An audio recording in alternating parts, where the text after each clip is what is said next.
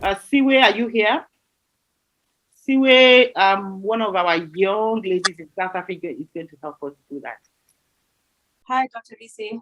Thank you. Hi, everyone. Thank you for this opportunity. Dr. VC has just asked me to quickly just address why we're here kind of thing and talk about the disparities that women face all over the world. And I've prepared... about your generation. Yes, of course. So I've just got a little something here. I think it's pretty universal answer that women all over the world want and deserve an equal future, free from stigma, stereotypes, marginalization, and violence, a future that's sustainable, peaceful, with equal rights and opportunities for everybody to partake in, especially moving forward. I can speak for myself and my generation on that. And to get us there, what's important is that women need to be at every single table where decisions are being made. Women deserve a seat at the table, just like everybody else. And as Dr. Visa already said, this year's theme for International Women's Day is Women in Leadership, Achieving an Equal Future for post the COVID-19 world.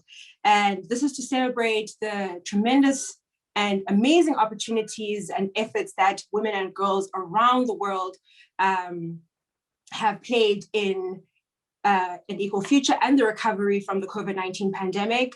And while that is true, it also really highlights the gaps that remain in today's world.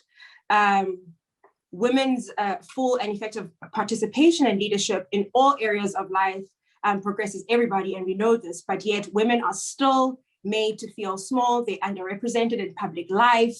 They're underrepresented in boardrooms, and every single place where decisions are made. And this is clearly revealed in the UN Secretary General's recent report, which was under the Economic and Social Council.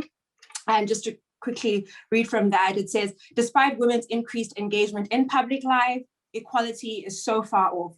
Women remain significantly underrepresented in all aspects of decision-making, and violence against women in public life is widespread.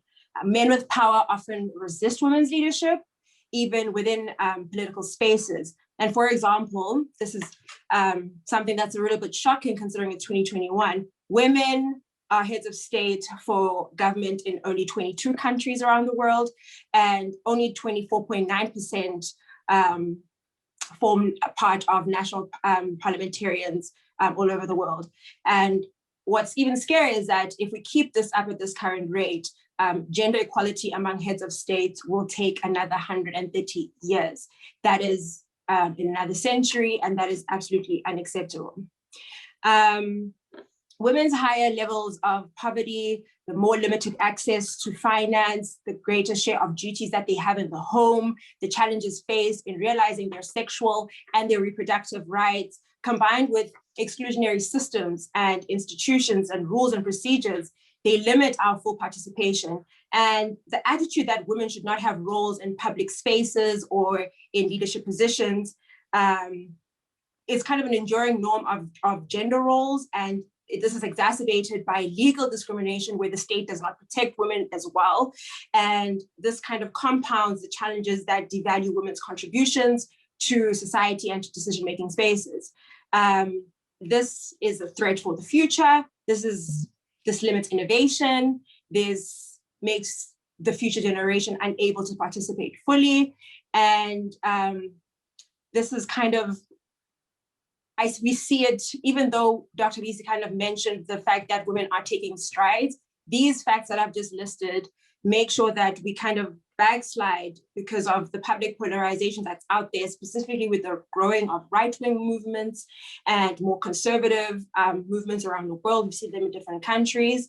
And furthermore, even outside the political sphere, in other sectors, women remain very marginalized. For example, most of the work I do is in the energy sector, specifically in power sector reform and energy regime transitions, and in the green economy.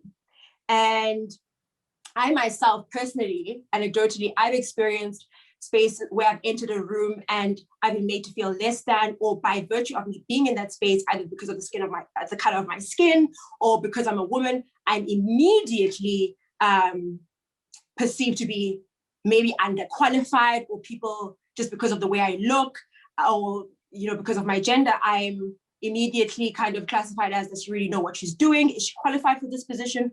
Where it's unfair because I've got the degrees on that, I know my stuff, but I'm still undervalued by virtue of my gender. And I've been in numerous rooms where I've been made to feel less than by men as well.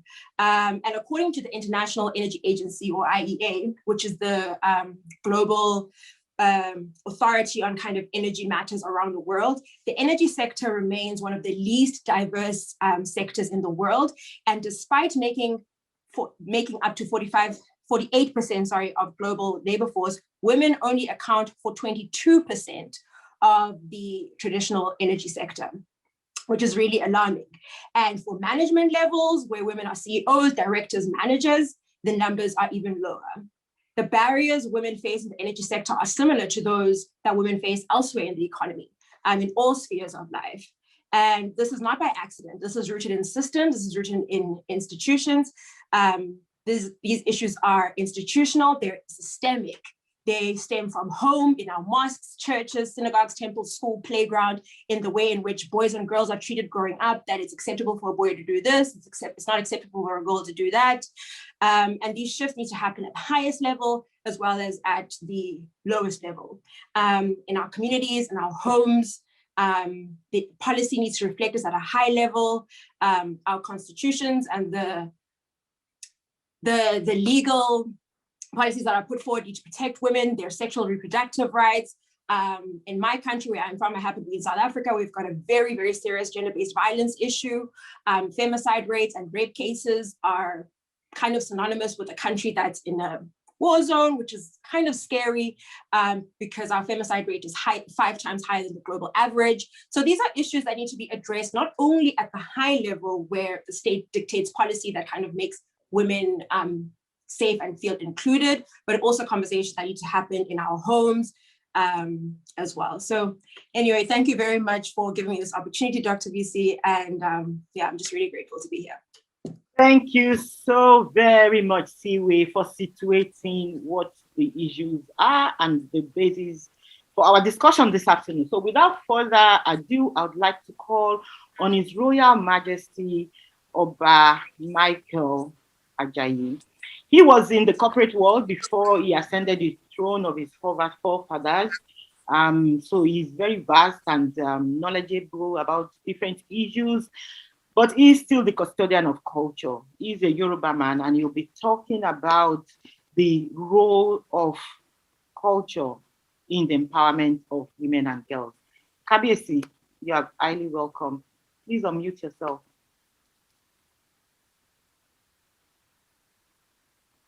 We can't hear you. You need to unmute yourself. Thank you very much. It's a great honor to be in the midst of this well-qualified and highly honorable people.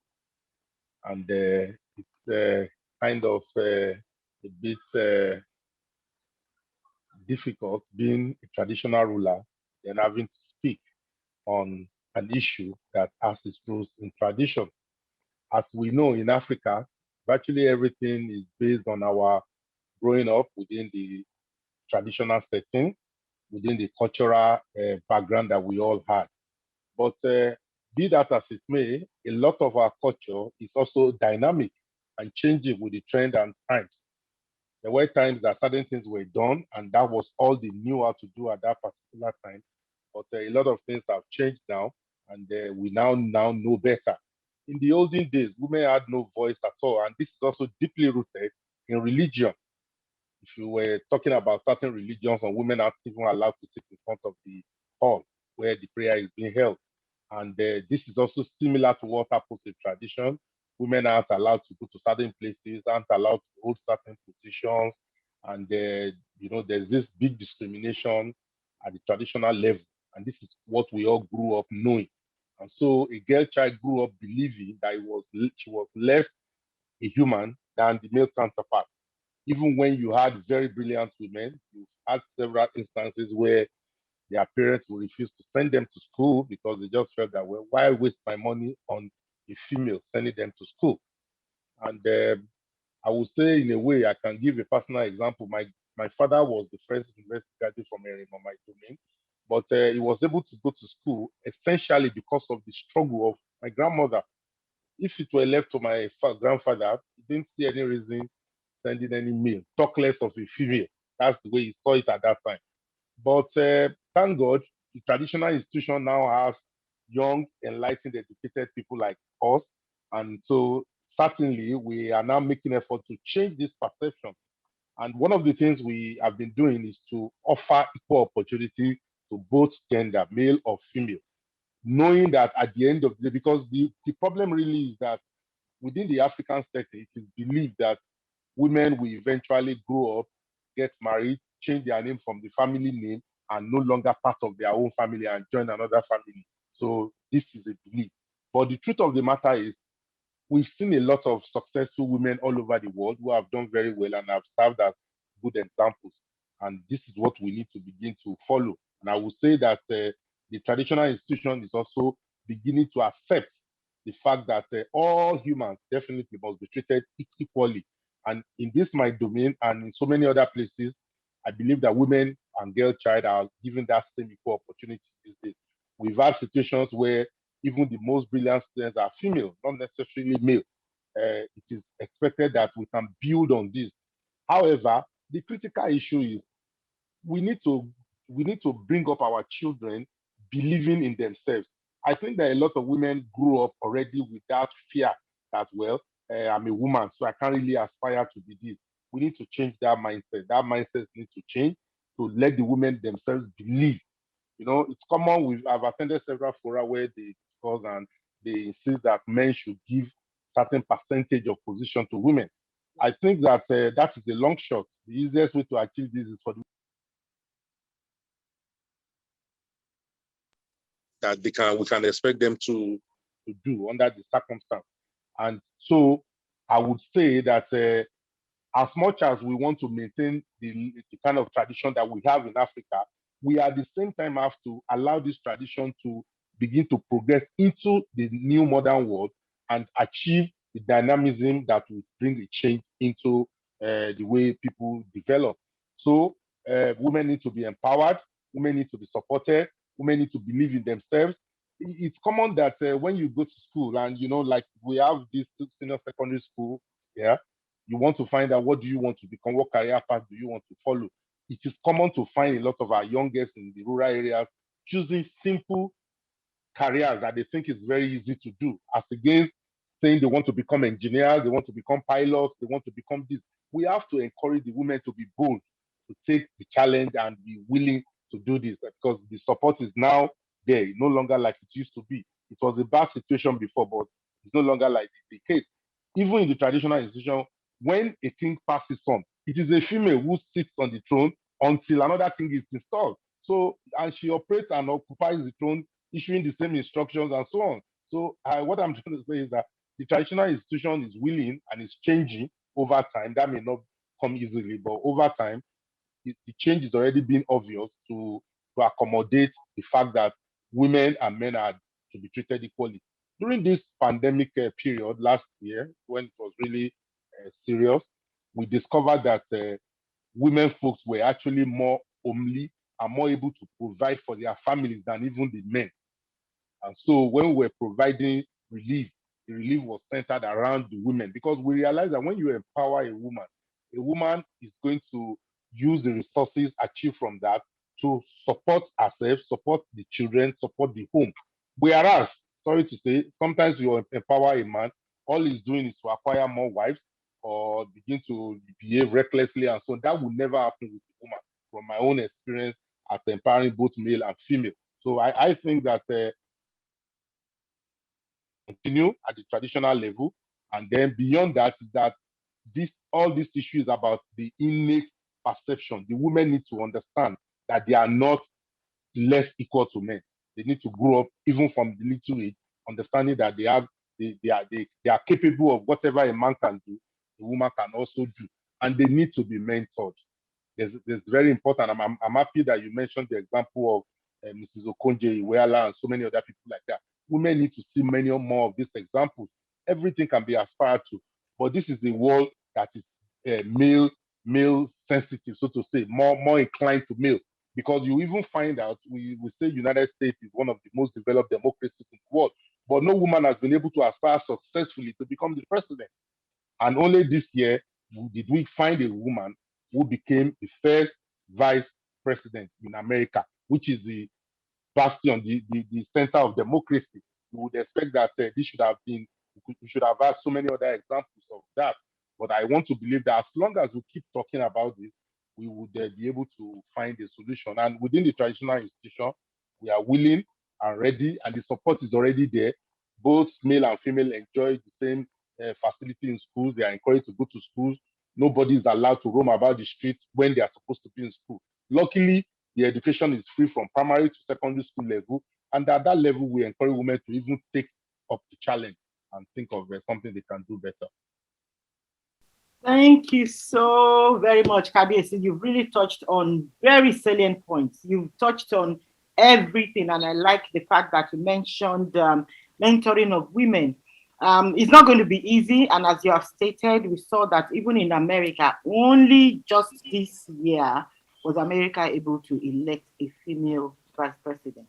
That tells a lot. And in Africa, we've had female presidents. We had in Liberia, we had in Zambia, and America is just catching on to that. So we can also, it's not just about democracy, it is a mindset of the people. And we always make a mistake and talk about traditional values. I think it goes beyond that. It's really entrenched in our mindset now. I would like to call on my co-host. I forgot to introduce her, Ms. Nonya Otonye. She's going to be co-hosting with me this afternoon, and she will be taking care of all the questions. Please, if you have any questions and you don't want to talk, you can drop them. Feel free to drop them in the chat room. They will be picked up and addressed. Thank you so much. Nonya, over to you. Yeah, thank you. Thank you, Dr. Bisi Adebayo. Kabesi, thank you so much for this brilliant presentation from you. We've learned so much, rightly said by Dr. Bisi Adebayo. I just want to ask one question, sir, if I may. If you can just share with us the way forward for stakeholders,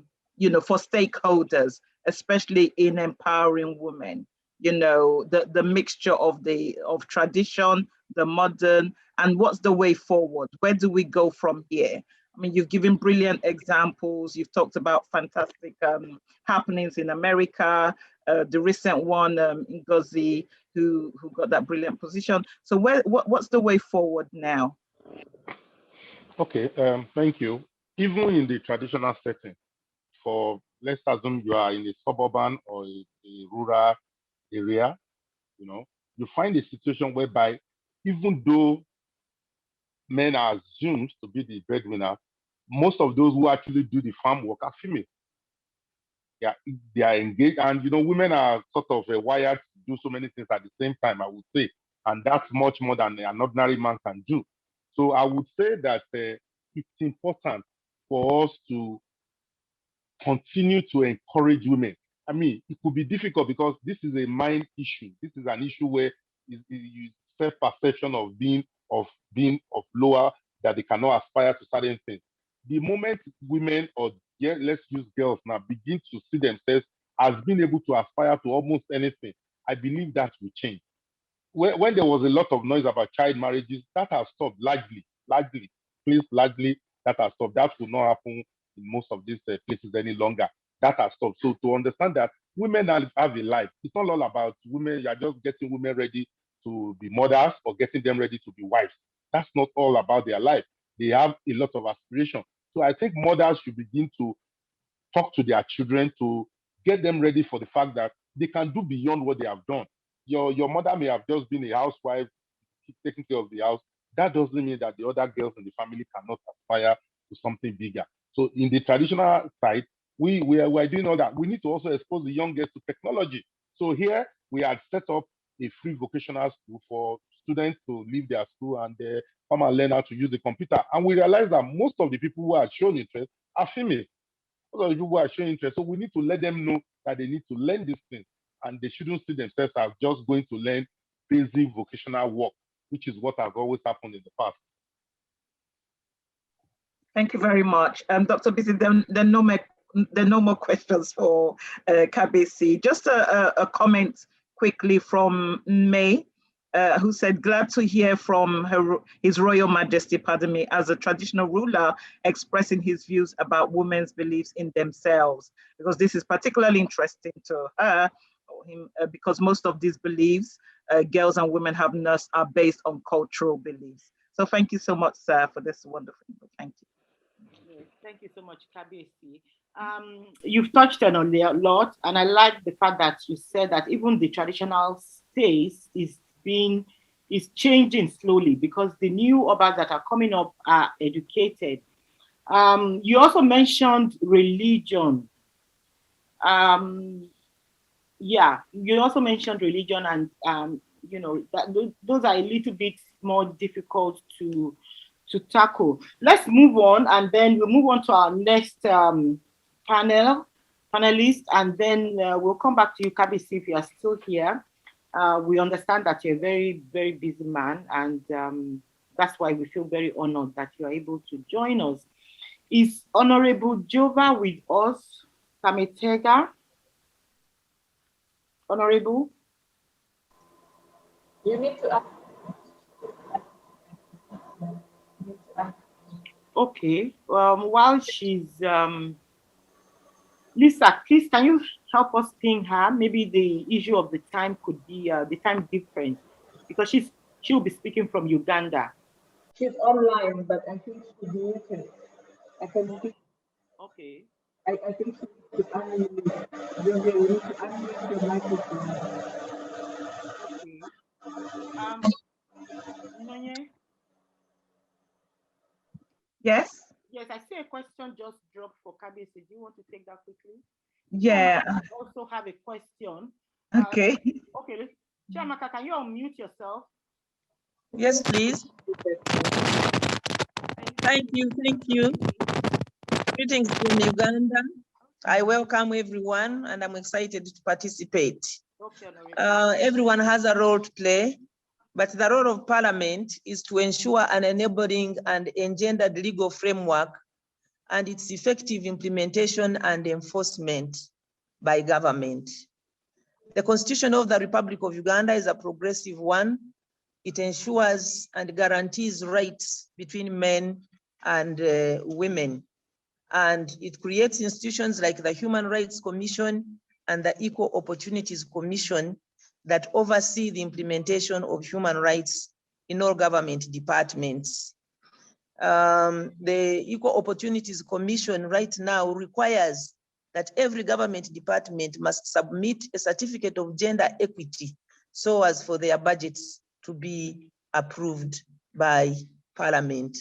And Uganda has ratified the key international conventions on human rights. So we are bound to ensure human rights. There are also, we have the Ministry of Gender, Labor and Social Development. There are gender desks in every government department to ensure that all activities are engendered. And this goes down right to the local councils. There are enabling laws like the Children Act, Domestic Violence Act, Anti-Female Genital Mutilation Act, and the National Strategy on Teenage Pregnancies. However, during the lockdown, many of our girls have fallen prey to teenage pregnancies. About 1,600,000 and more have gotten pregnant, and some of them been married off early. Parliament should ensure that there are policies to allow such children to return back to school and finish their studies once they have given birth. That one we don't have, and we need it in place. Parliament also has a platform, as Dr. Michael just said, of reaching out to the constituents. And so members of Parliament should take an active role in sensitizing the parents on their role of educating their children and training them and training them on protection so that the girls can protect themselves against the predators. And I tell my mothers that they should make sure they befriend their girl child and be able to tell them about everything rather than leave this role to others, to other relatives. The parents must also be sensitized about the importance of educating both the male and the female children, and also supporting the girls to undertake areas that were previously left to the men, the sciences and areas like engineering. Our girls must be encouraged.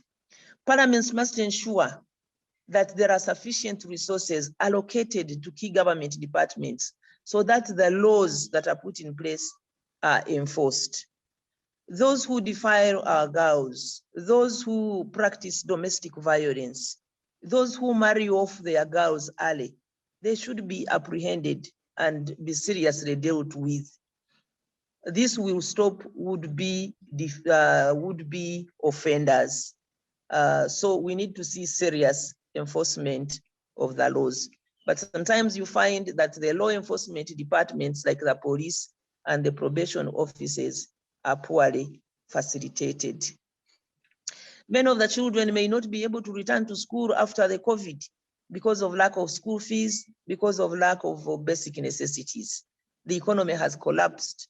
And so government must be able to allocate resources to key productive areas like agriculture, tourism, and industry, and also education and health to ensure credit facilities so that the parents can engage again in business and be able to take care of their children.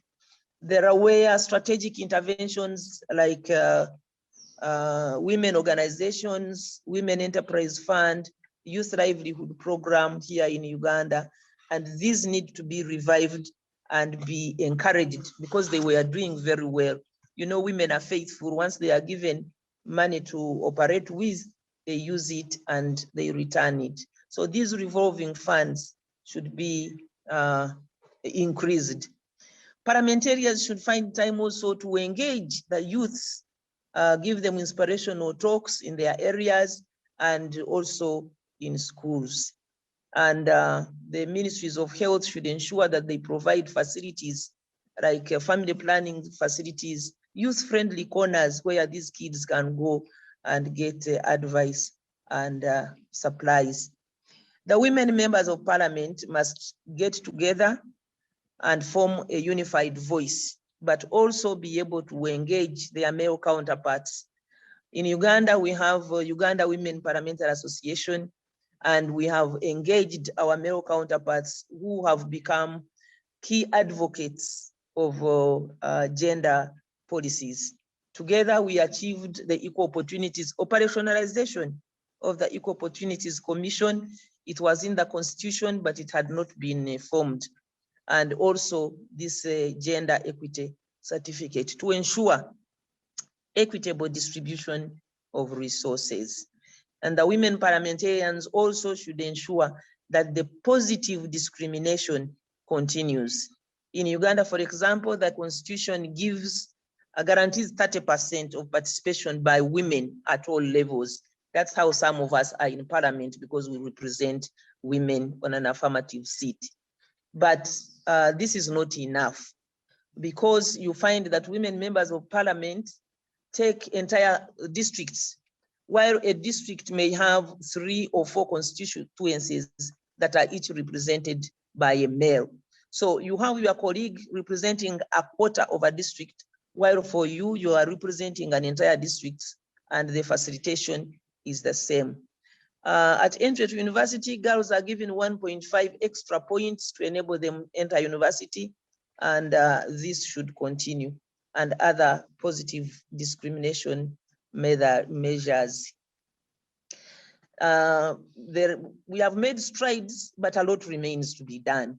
It will always be work in progress, but indeed a lot has been achieved. For me, I personally organized my women into an umbrella organization, saving and credit organization, so as for them to mobilize savings, to raise their self-worth, for them to be able to fend for the girl child. And this has worked wonders. They are sensitized on food security and on meaningful production with surpluses for increased income households, increased household incomes, so that they can fend for the children. They are encouraged to work in partnership with their husbands, and this should be encouraged. I thank you. Thank you so much, Honorable. Thank you so much for breaking that down for us. I don't want to take too much time in commenting and recounting some of the things you've said. They are brilliant. I see a lot of questions in the chat box. I would like to hand over to my colleague who will be able to read those questions. Please, Nonya, can you go back to the ones that were for KBC so that we deal with those ones first, and then we go to the ones for Honorable. Yeah, I mean, the ones for KBC are more to do with... Can you just read them? Chiamaka was going to read her questions. Where's Chiamaka? Good afternoon. Yeah, thank you, Chiamaka. Thank you, Dr. Betty, for the opportunity, and good afternoon to everyone. Thank you, Chiamaka. Thank you. So, while we celebrate the tremendous work that is being done to bring gender equality and improve the lives of women, Chiamaka, we can't hear you. You are quite, the volume is quite low. Okay. Is it better now? Chiamaka. Hello? Yes, sir. Okay, go on, Chiamaka. Thank you very much. So I was saying that while we are celebrating the tremendous work that is being done to improve the lives of women around the whole world, I also think that there's still need to rip off the band-aid and confront some of the work that still needs to be done to bring equality and safety for women and girls in Nigeria, but also across the whole world. I'll be speaking to Kabi because I know that he's a traditional ruler, and hopefully sometime when he meets with Igbo traditional rulers, because I am Igbo Nigerian and I observe certain things that happen with women in our culture. And it's about, women being the ones sort of hurting other women. For instance, when a woman's husband dies, there's a tradition that the woman's hair is cut sometimes or shaved sometimes. There's also a tradition that the woman is accused of killing the husband, and in a case where you want to confirm or be sure that the woman didn't kill the husband, sometimes you have to bathe the dead body, and then the woman has to drink the water, and some other very bad stuff that women go through when they become widowed. And the people who actually carry out these exercises are their fellow women. And so my question is, how are women being educated, not just to take on offices, but also to love their fellow women and stop hurting their fellow women, and just let their fellow women be? There are also situations where your fellow women fight against you. For instance, I think she used to be a senator in Anambra State. She's still currently a senator, though. I don't want to, call her name. But when she was running for office, so many other women ganged up against her and didn't want her to take on the role. So what is being done to, educate women, to these local women mostly, the ones who are not educated and cannot be on this kind of Zoom call right now, to start loving themselves and supporting women, and even allowing women to become, and take on positions that we are here discussing, and, saying women should be able to take. Thank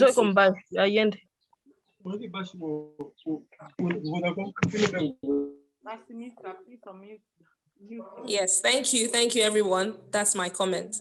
Thank you, Chiamaka. Kabesi, yes, thank you so much.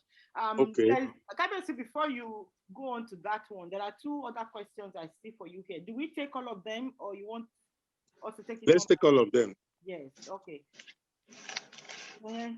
Yeah, there's a second one that wants to know about why is it that women are not kings? Why is it that men are kings? That's the one I saw. And of course, the one that Chiamaka has shared with us moving forward.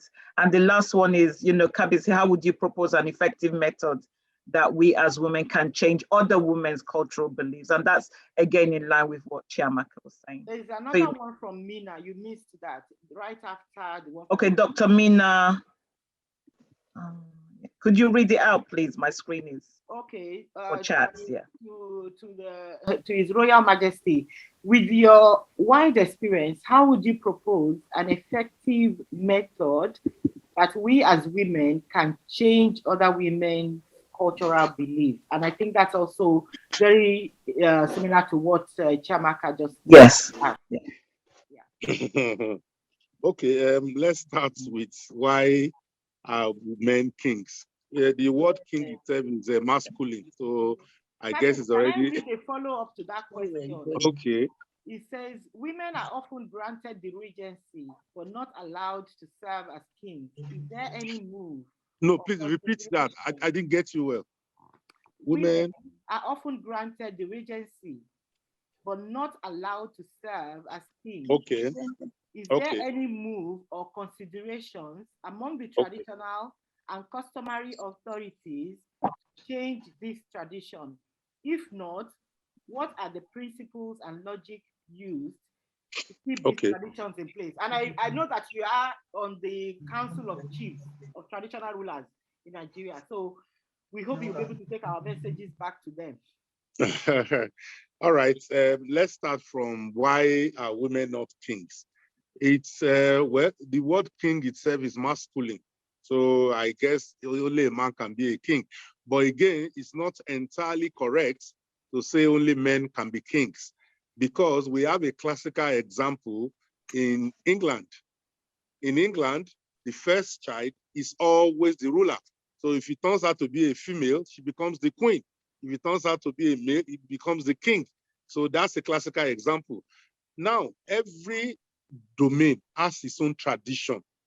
And usually, who becomes the king or the ruler is based on an established lineage of tradition that has run for hundreds of years. In some instances, the first male child becomes the king. In some instances, anybody who is within the royal family can aspire to become a king. So it varies. No two systems are the same. A similar system, for instance, is the system of Benin Kingdom, where the first son becomes the king. Can you hear me? Yes, we can hear you, Kabisi. Where the first son becomes king. And once a man assumes the throne, he doesn't set eyes on his son again until it goes out of the world. So this first son maintains his own palace, and the king stays in his own palace. They don't see eye to eye forever again. So all these are based on certain things that may have happened in the past. There were times in the old tradition when a king died, he would be buried with the first son. Because over time, they realized that the children who were heir to the throne were now being used to conspire against the king to get rid of him if he had lived long on the throne, because he also wants to mount the throne. And so people will go to him and then try to encourage. So a lot of things have happened within the institution. It's a royal institution, so many things have happened, and it's difficult to bring up changes within the institution because it's a traditional institution. But within the modern system that we have, of course, certain things are changing. That I'm able to sit in front of you on Zoom is part of the change. In the olden days, nobody will even see my eyes or hear me talk. But this is a changing world. So this is a change. Now, why are regents not king? The regent is already the daughter of the king. So the whole idea is that when a king passes on, before a new king is selected, there cannot be a vacuum in power. There must not be a vacuum. Somebody must always be on the throne. In that period, there was a system where they had started by putting the most senior chief to sit on the throne as a regent. But they then discovered that these men get too powerful and they do not want to vacate the throne. So it was decided that, look, if King A has passed on, a female from the family of the King A most of the time, the daughter of the king will be placed on the throne in his father's stead, like in an acting capacity, to wait on to manage the throne till such a time that another king is selected. And because, you know, women have a lot of things that they have to do, you know, it's assumed that they would not want to unnecessarily overstay their welcome. So this is why it's also, but also in Nigeria, far in the north, a female, Queen Amina, was king of a whole kingdom and led the people to war. So it has happened. It's really not that it's impossible. In Ife Kingdom, where all the Yorubas take their source from, the 21st Oni of Ife, Luwo Gbagida, was a female. She ruled over the people. There have been several kingdoms in Yoruba land where we have had female kings. But you know, this thing comes with a lot of spirituality. There are things a king cannot do at certain times. And there are things that women do at certain times that will not allow them to be able to sit on the throne. And you know, it's a lot of stories. Okay, now talking about women, I'm happy that a female had mentioned, I'm happy that another female had mentioned that female are the problem of themselves. I agree in a way, in the sense that even when we try to make certain changes to accommodate women and open up more opportunities to them, women themselves begin to prevent that from happening. They feel more comfortable relating with a man than with the fellow women. All these practices that she referred to, which happens in the East, do not happen any longer or never even happen in Yoruba land. We wouldn't tolerate that, and we do not. And I want to believe that right now, those practices are being mitigated by several court cases that has brought so many things up to the issue. Because if you do not fight, there were instances where there was problem with property sharing in the East. If you do not take the case to the court, there cannot be a solution. So I think the solution to some of these problems is if there is an entrenched particular way of life that people have been used to and they are being forced to accept, first of all, it's important that they are challenged legally so that the law can put a position and that position can then, you know, be the lead way. Nobody can operate the traditional institution outside the law of the country. So the law is more important.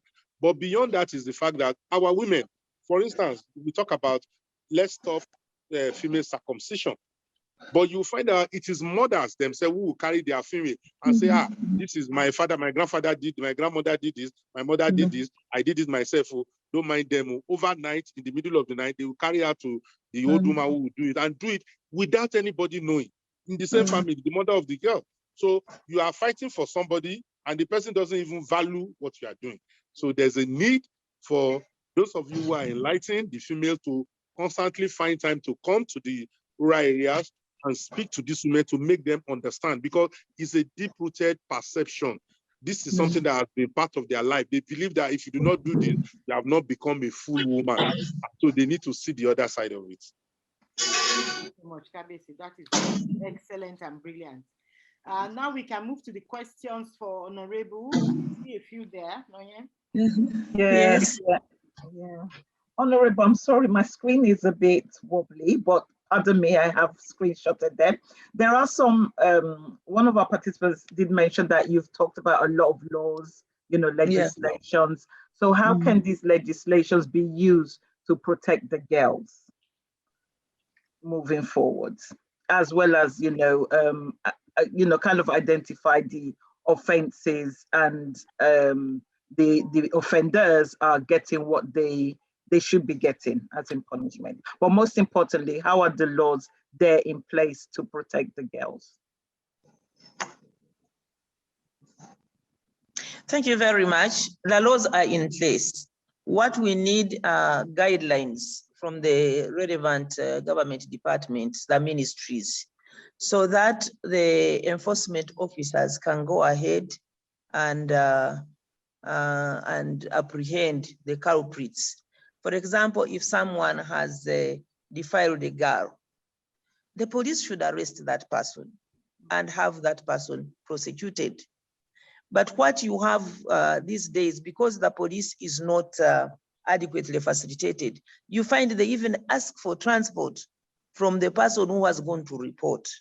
And this automatically kills the case. Or because they are not facilitated, Then the culprits, the offenders, give the police money, they bribe them. So the girls do not get justice. Secondly, the girls can be encouraged to speak out, because in our African culture, you know, the girl has been defiled, she goes and hides, does not even tell the parents. So we want a system where the girls can be encouraged to speak out and can be protected.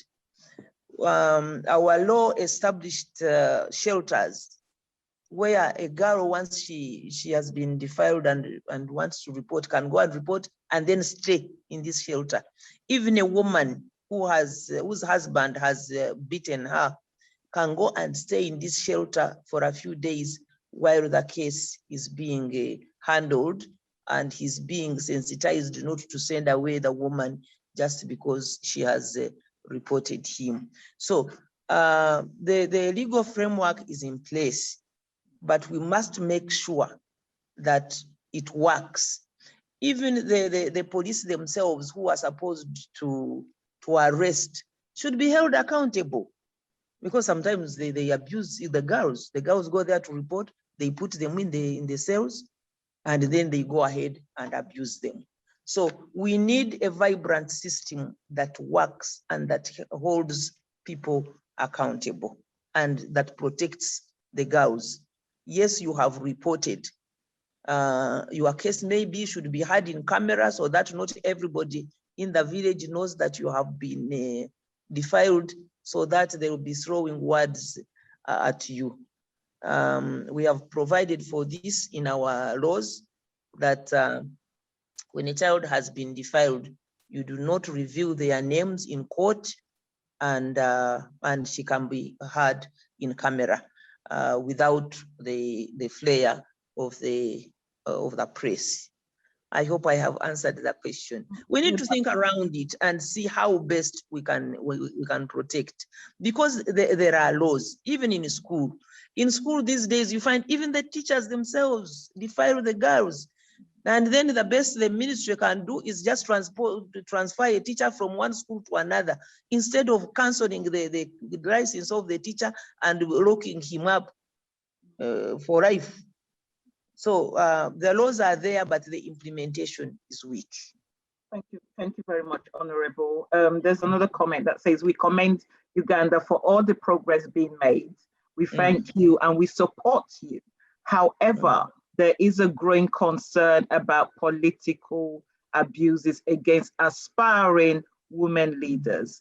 Outrage after Ugandan police stripped a female opposition official naked in public. I mean, what's your take on that, Honorable? You know, at one time I was the chairperson of the Human Rights Committee in Parliament, and we engaged the police on all of these issues. The police are supposed to follow the law.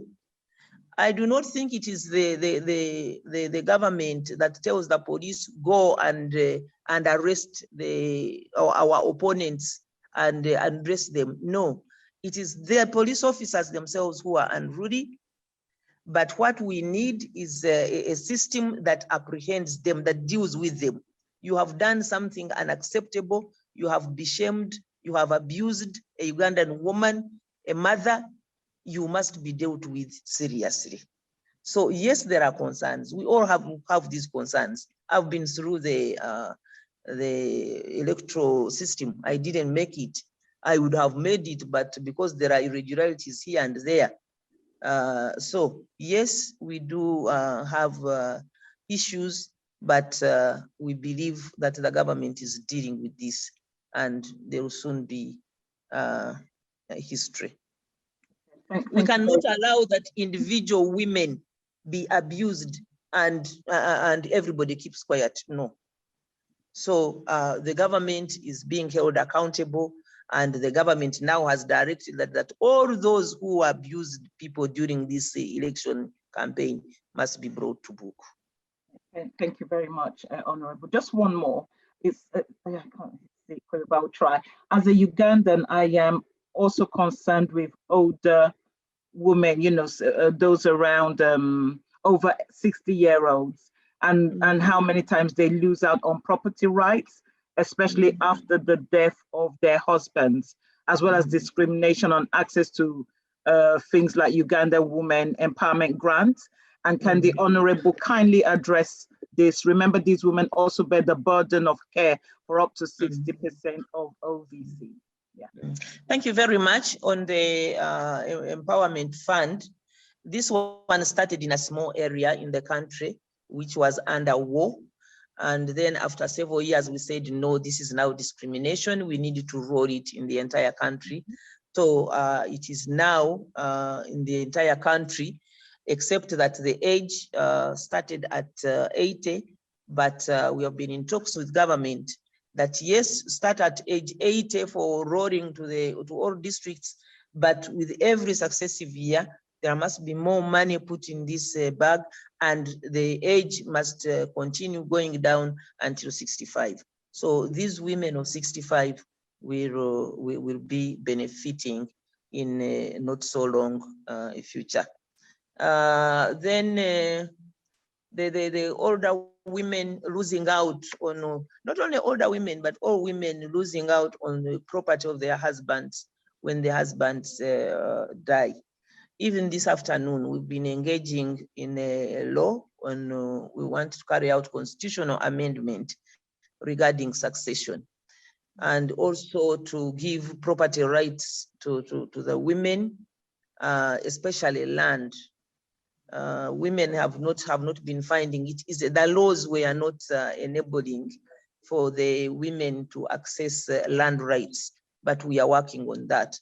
And when a man dies, we have said now, actually, the surviving spouse, be it a man, be it a woman, must have the right to administer the estate while taking care of dependents like children.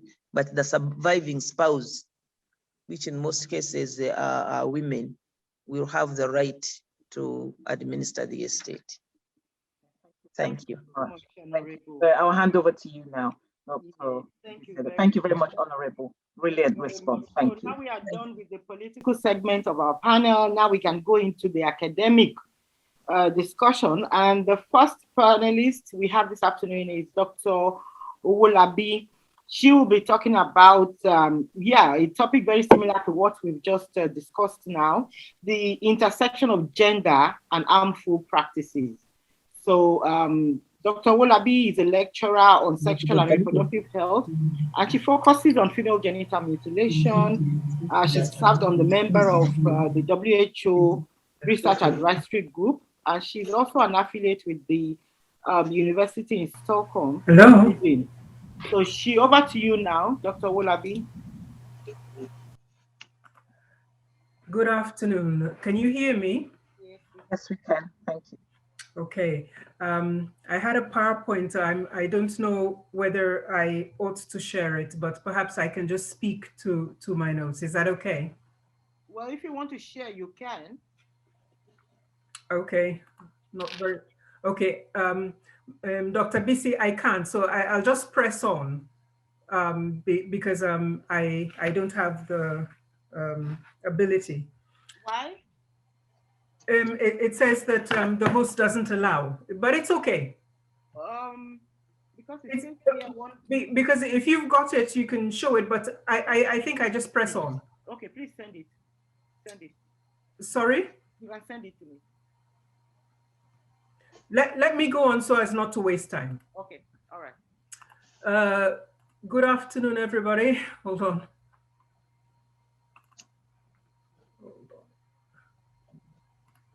Good afternoon. Do you want to try now?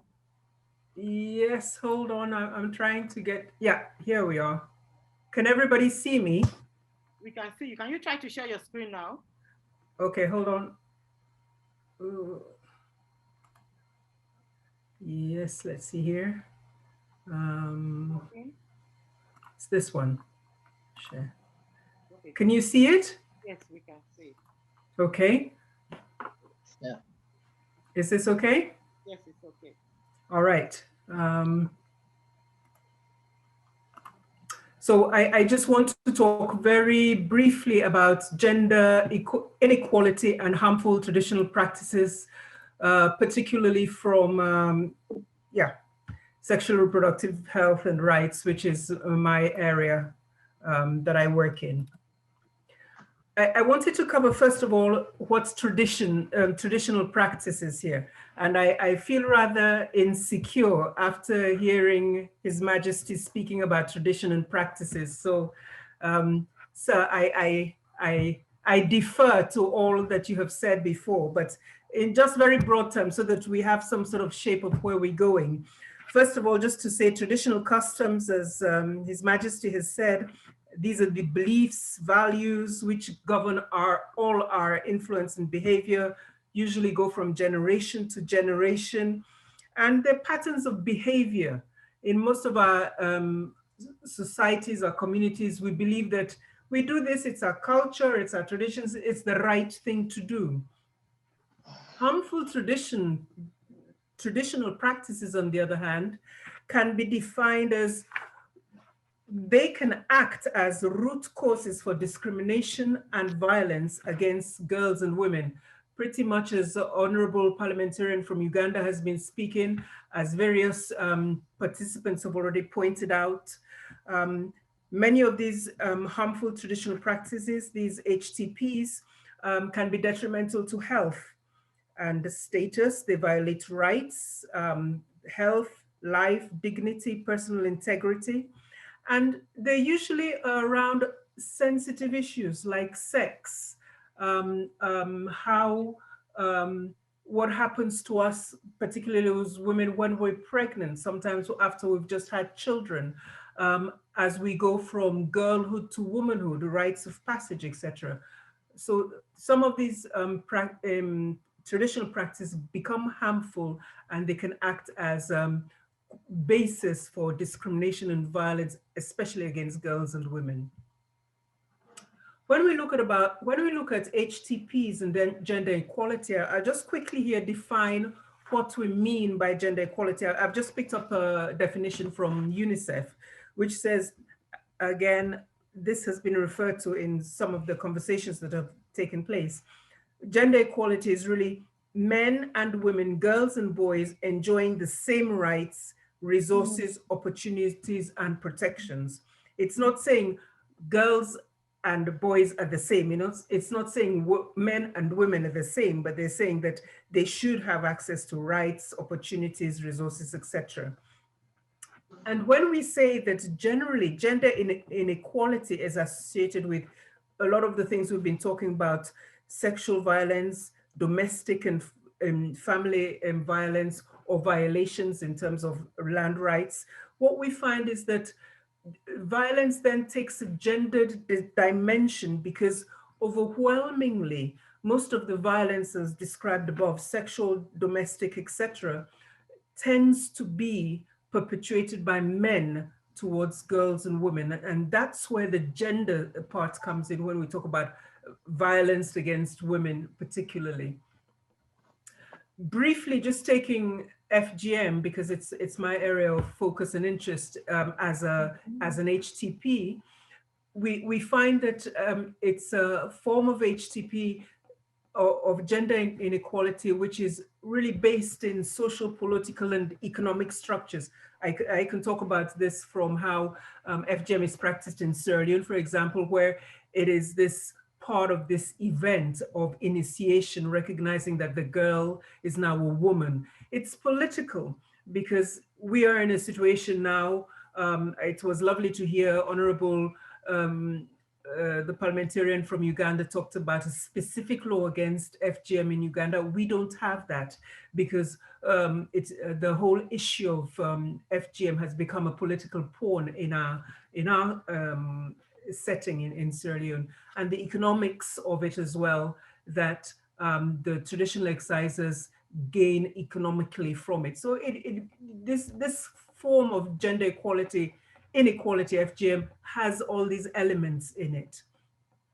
Often it's a society's control over girls and women, and it promotes and perpetuates these gender roles that, again, His Majesty has referred to, are unequal, and they can be harmful. In my country, last DHS or for FGM prevalence in Sierra Leone was 83%.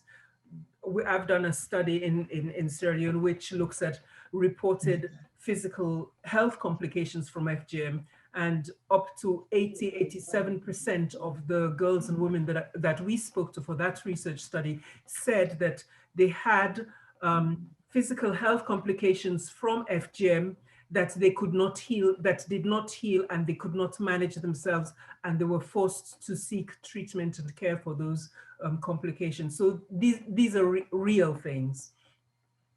And we know that elimination of FGM contributes to achieving gender equality. You, for the most part, are probably aware that girls, again, I speak particularly from Sierra Leone, but it's not only of Sierra Leone.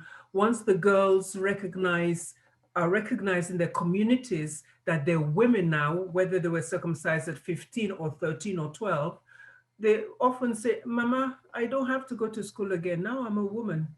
And so the whole business of access to education for personal growth and development is stopped. You know, all of that area is stymied.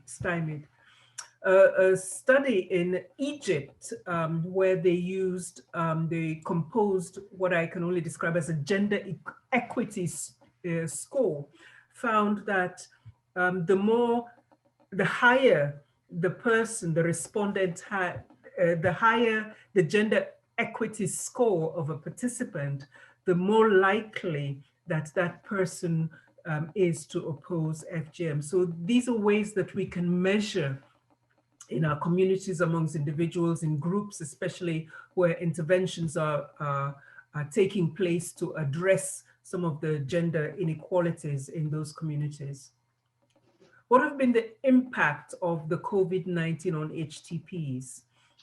I've just done a study with Save the Children in Sierra Leone, where we were looking specifically at teenage pregnancies. Again, honorable member, parliamentarian from Uganda has referred to the high rate, the high incidence of teenage pregnancies in Uganda. I was shocked when she called the 1.6 million girls that have been affected. For a mother of 2 teenage girls, it's disastrous. My heart sank when I heard it. And it's the same thing. I've just done a study in Sierra Leone looking at what was the effect on girls and during the lockdowns. And basically, one of my conclusions was that, you know, these factors, things like COVID-19, things like Ebola, they just exacerbate, they just make worse these situations for girls and women, where they get married off, they become pregnant because of the family and community breakdowns that happens during the crisis. And in fact, the COVID, most of you again will know, is being described as the shadow epidemic because it's disrupted big time programs for eliminating FGM and some of these HTPs. And I'll just read very quickly this from the UN Secretary General Antonio Guterres, where he says this: COVID-19 is deepening existing inequalities, including gender inequality. Already we are seeing a reversal in decades of limited and fragile progress on gender equality and women's rights. And without a concerned response, perhaps you can also say without a concerted response, we risk losing a generation or more of gains. What has been the impact of COVID? I cannot in any way go into the depth of it, but just to give you a bird's eye view, globally, and these are figures from UN agencies working particularly with these issues, they're saying that an additional 2 million girls are going to be subjected to FGM over the next 10 years. So there's an increased risk of FGM because of COVID. They're expecting 3 million more child marriages over the next 10 years between 2020 and 2030 as a result of COVID. already, because of COVID, 743 million girls have stopped attending school. Can you believe it? In Kenya, they said thousands of additional cases of pregnant underage girls because of COVID. Many of them were abused by people they know. They weren't, people far away. And in China, police reports was that domestic violence tripled. This has been the impact on COVID on girls and women. Lastly, I finish with this, recommendations for a way forward, and I would welcome discussion on this. First, I'm suggesting, again, this is out there as a way, as a method, what is often described as a twin track approach. That is, we work with groups that are already on the ground, especially at the local level, community level, regional, district level. We work with survivors, and we also integrate these HTPs about how we're going to eliminate and abandon them into sectoral responses, i.e. we go back to our education, health, child protection, our justice systems, and we bring up these issues of these HTPs, be it child marriage, domestic violence, FGM, etc. I liked very much what the first speaker from South Africa said, that we need to involve women in decision-making and leadership positions. They need to be there, they need to be seen, their voices need to be heard, and what they say needs to be taken on board. We need dialogue, we need raising awareness with young people, leaders, and here leaders, I'm talking about people like our parliamentarians, our religious leaders, our political leaders, our traditional leaders. We really need to raise up this issue about these HTPs that are a violation of rights and affect the development and health of women and girls. And lastly, I would suggest that we need to keep girls in school. We need to keep our girls so that they can gain an education, they can be independent young women, better placed and able to make improved life choices. And with this, I thank you very much. Thank you so much, Dr. Owo, for that brilliant summary of especially the call to action. I love that. I'll now move on quickly to Dr. Wale. We'll take the questions for the next 3 panelists after the last one. So please keep dropping your questions in the chat box. It will be about later on. Dr. Wale Idris Ajibade is the Executive Director and founder of African Views organization. This is a non-for-profit organization based in New York. And it focuses on societies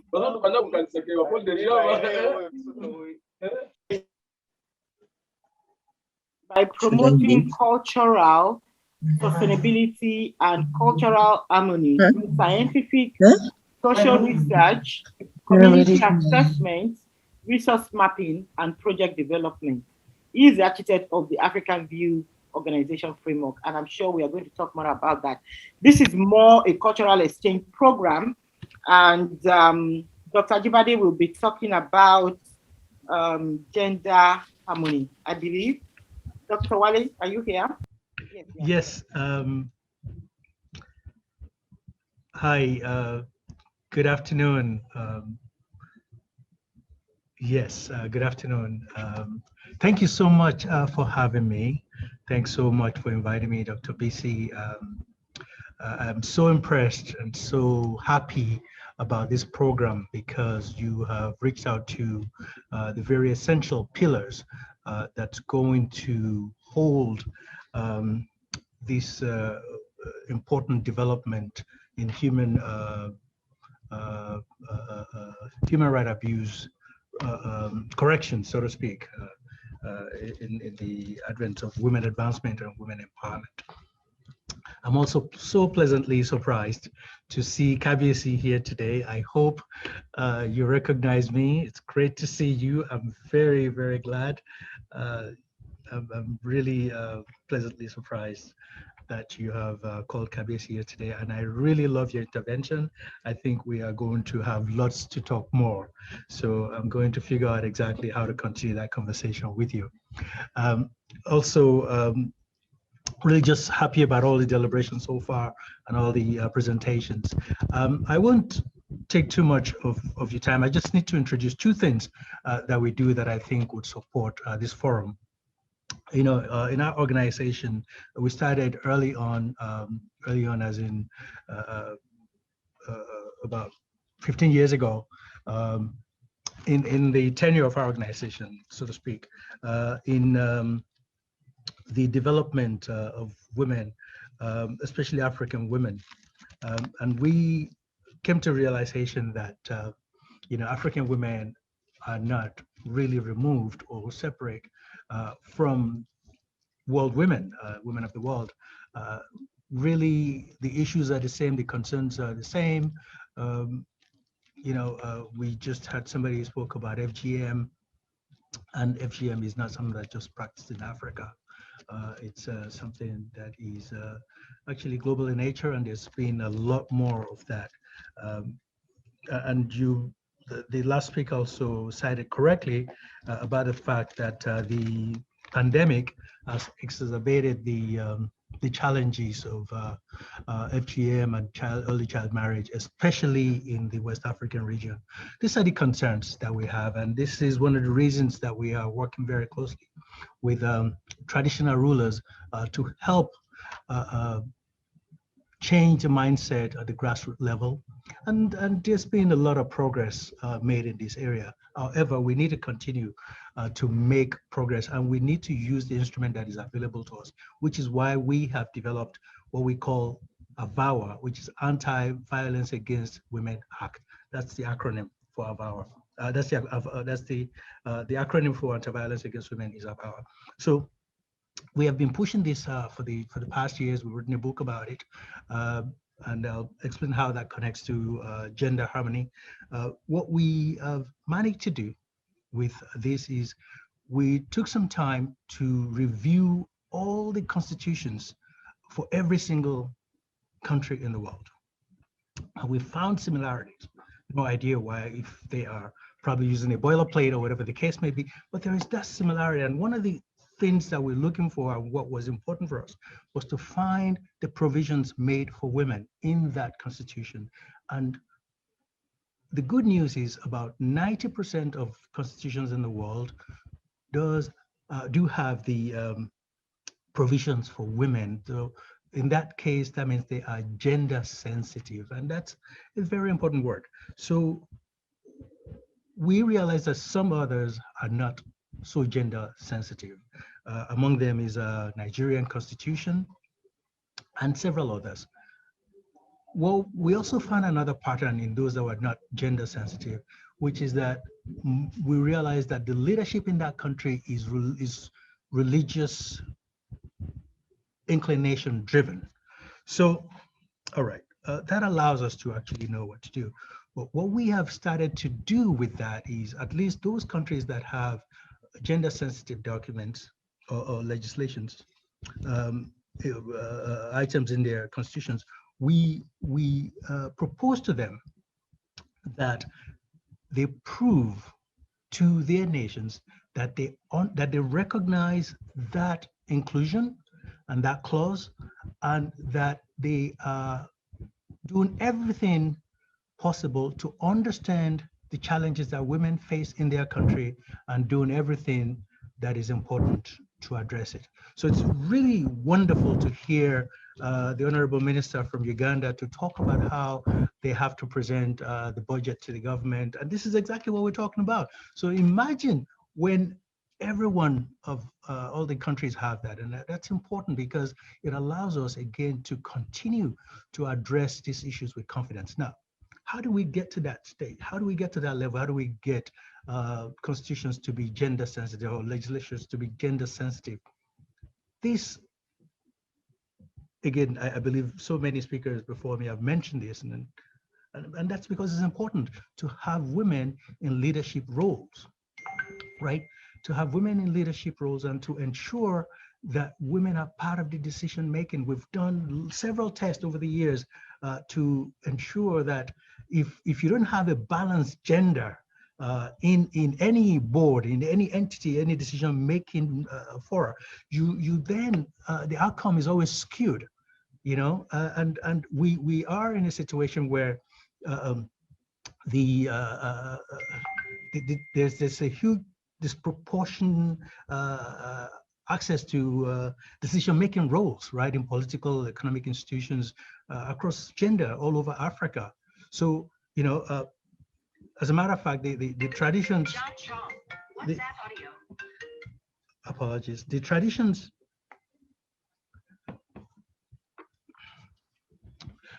The traditions in the continent has been geared towards educating men at the burden of women. This is something we need to address at the grassroots level, and to really make sure, to ensure that that's the case, we have to put policy behind it. This is why we need to ensure that the laws are gender sensitive, that the legislatures are gender sensitive, that the constitutions are gender sensitive. We cannot emphasize that enough. Now, the importance of doing this is really not so much because we love women and women are just wonderful beings, which they are, but that's really not the issue here. The fact of the matter is about nation building.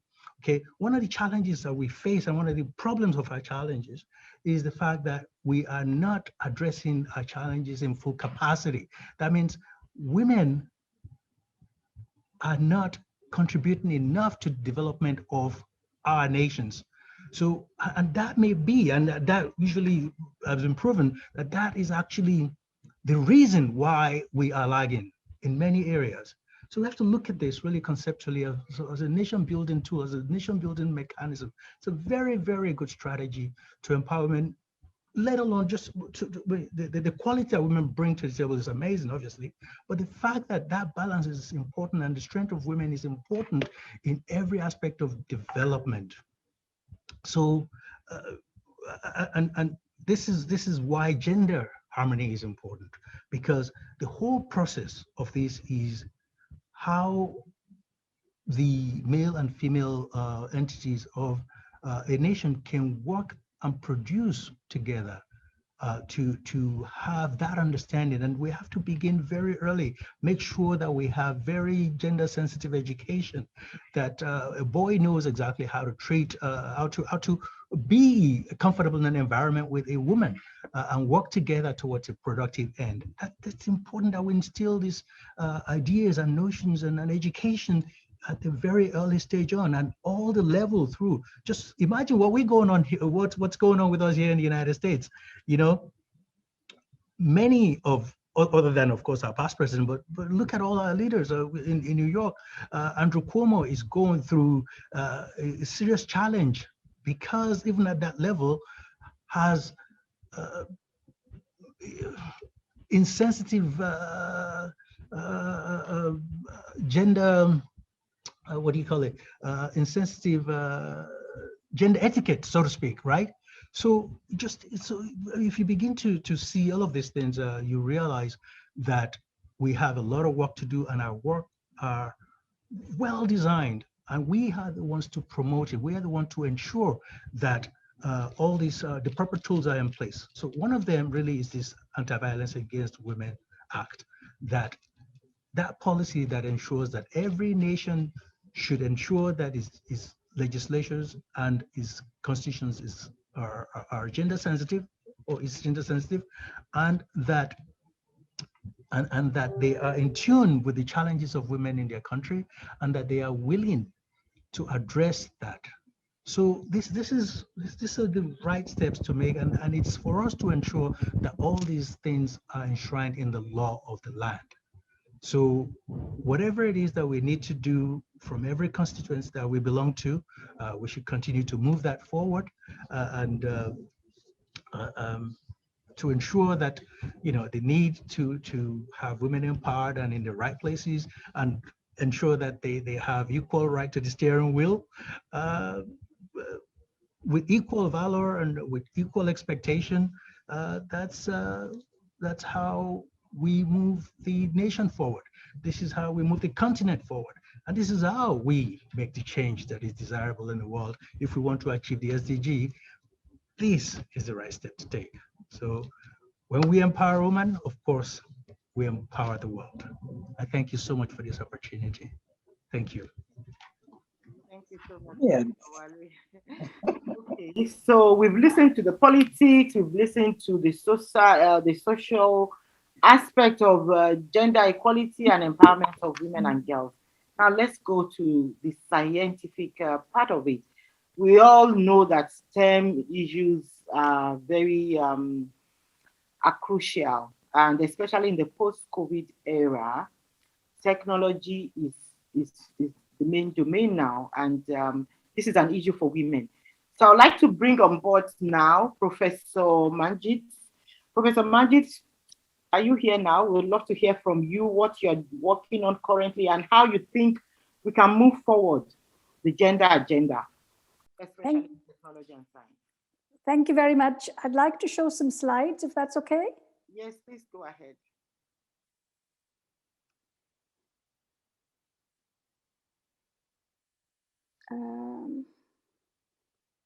Can you see it? Yes, you can see it. Okay. Right. So I just, you know, being a scientist, of course, I need my slide because this is my crutch, right? But actually, the reason I want to start with this particular slide, and I think a number of people where I talk about women empowerment, science, and technology for development, I show this, and this is our Earth at night. And look at talking about technology and enlightenment and power. Of course, if we are talking about parity, equal access, the whole globe, whole Earth should be what? Lit up, right? Of course, we will use too much energy, but it should be lit up, okay? This is just to show that the idea and the power of what science and technology and power, enlightenment can do. Now, the thing is, but why do we need to share? We've heard, I mean, I've heard wonderful interventions of where we are, what the challenges are. I very much appreciated CV telling us at the beginning, setting the scene. But so just to bring us back to the fact, why do we need to share is because we need to be able to meet the SDGs, our 21st century challenges, okay? And in order to meet the challenges, you need to use all your resources as well as you can. I mean, what company would be profitable and successful and competitive if it only used half of its workforce? Okay, so of course, since half of the population is women, we should use men and women. And you know, and there's plenty of data out there that, you know, that we need to use all our resources. There's a huge impact and growth. There's a huge talent. And the fact that if there are men and women in boards, they outperform men only. So it brings an extra dimension. So let's just say that this is why we need to do it. Forget about the fact that we women want to have equal rights, but actually we want to be able to meet the 21st century challenges, okay? And to do that, we should use all our talents and resources. Now, Sylvie's just mentioned that, but just to say, how big is this glass ceiling that we talk about? So exactly 1 year ago on the 5th of March, came the report, you know, 25 years after the Beijing plus 25, that interestingly, by the way, and we've heard already this, it's not just a male problem or female problem, but it's actually, how can it be that we, men and women, vote at similar rates, but only 20% of the seats are held by women, okay? Only 10% of the head of governments out of 193 are women. So it's not just only men electing, it's also us as well. So we have to be empowered, we have to be knowledgeable, we have to make smart decisions. And 6% of CEOs, oops, sorry, I don't know what I did. And you know, the other thing which is rather sad to remember is that women work more hours than men, and they do more work which is likely to be unpaid, okay? And so in the reports that have just come out at the Economic Forum, 55% of adult women are in labor markets compared to almost 80%. And there's a 40% wage gap okay, and 50% income gap. And interestingly, there's a deeply ingrained bias amongst both men and women against genuine equality. Okay, so when I'm going to talk about science and girls doing science, that starts with both male and female, mothers and fathers, brothers and sisters, everybody. And so the latest report, again, that's just come out end of last year, all of us on this panel and listeners, we will not be living by the time we reach gender parity, because it's 99.5 years. So even if we have longevity, I doubt whether we will be living that long. Okay, so the thing is, what can we do in order to be able to bridge that gap, make it closer, not just to empower women, but to empower us and to empower our earth and our challenges. Now, I've been talking about this for years, and one thing I would like to say is there is good news. There's lots of progress.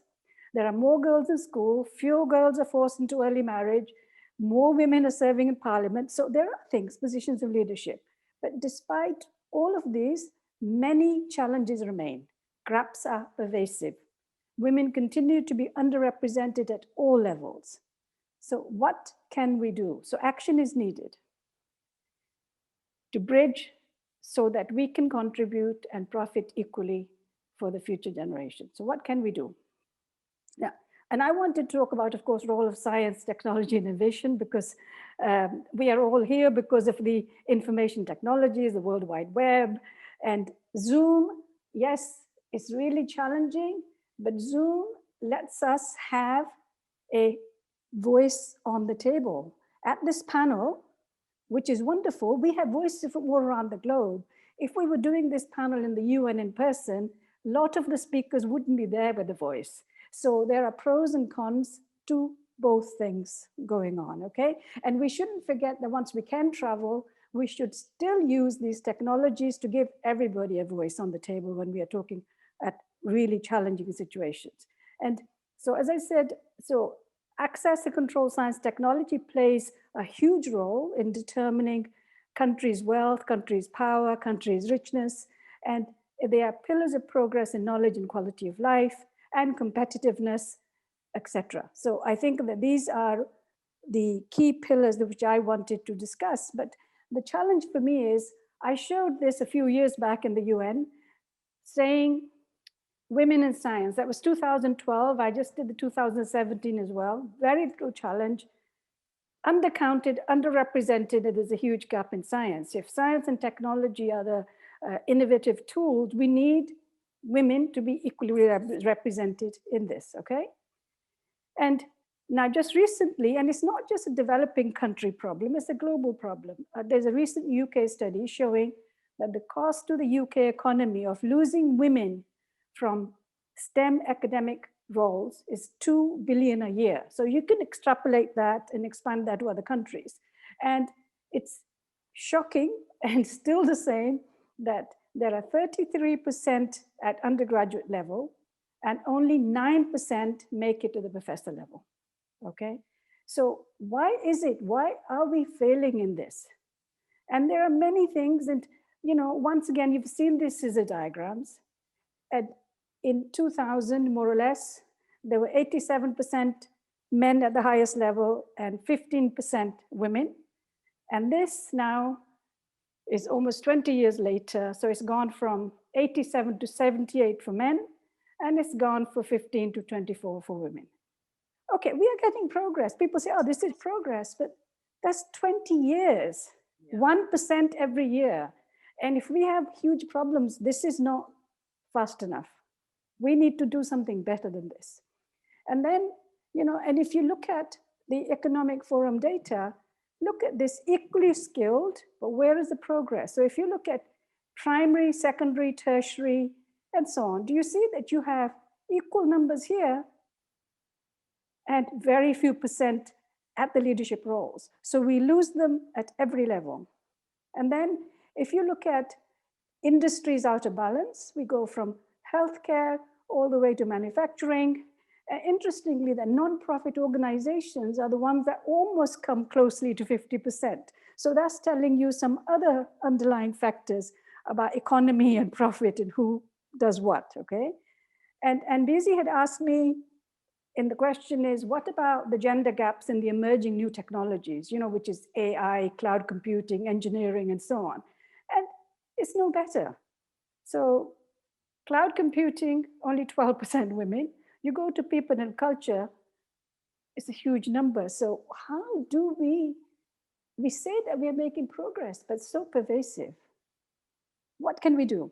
So here's my little thing about, so experience looking at everything is we need education, education, education.